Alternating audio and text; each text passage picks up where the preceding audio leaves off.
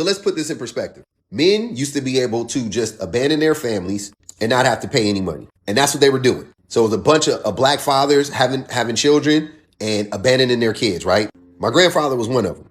So the Black Panther Party stepped in and started all these like programs in the neighborhood to help take care of the people in the neighborhood. Mainly kids, if you think about it. So what ended up becoming WIC and what ended up becoming like free lunch in the schools, that was started by the Black Panther Party. And why were those programs so necessary in the community? Because black men had abandoned their families. The government took that idea and made it into a national program, right? But here's where it gets tricky, because the women prior to these programs, being accessible to them, they were essentially prisoners in these relationships, if you think about it, because they were either a lot of times, I'm not saying in every relationship, but I'm saying in the ones when they ended up leaving, they were either in a toxic relationship, basically held against their will because the man was, helping them provide or whatever the case may be financially, or the man would just leave and there was nothing that the woman could do. She wasn't getting any help whatsoever, right? So it was like a lose-lose for her. Now, the government says, we'll give you some money. We'll help you out a little bit. We got, we got housing, we got food, we got whatever, right?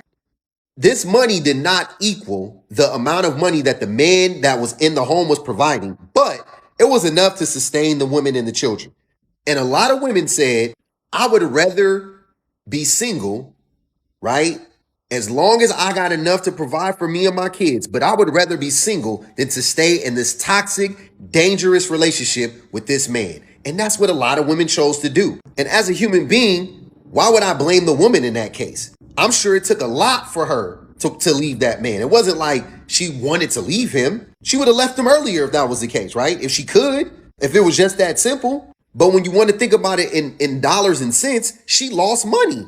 There's no way a government check is making up for what a man was providing for her. There's no way. And also a lot of times the men weren't providing. They were just like another child in the house. They weren't working, and the women were working. They was like, okay, well, we can get rid of them and then we can get some money. And that's what they did. And that's why I would never blame women for this thing, for this phenomenon. I would never blame the woman for that. That's crazy. Fast forward to 2023, we see what's happening now. As soon as women have some autonomy over their life, as soon as women started to be able to make enough money to provide for themselves, all of a sudden, a lot of men are single. A lot of men can't find a woman. A lot of women are single by choice. A lot of men are single because they have no choice. And a lot of men like this want to go back to women not having that right. They don't want women to have choices. So they try to use talking points like this to vilify women and make them feel bad for choosing the safety of them and their children over the man.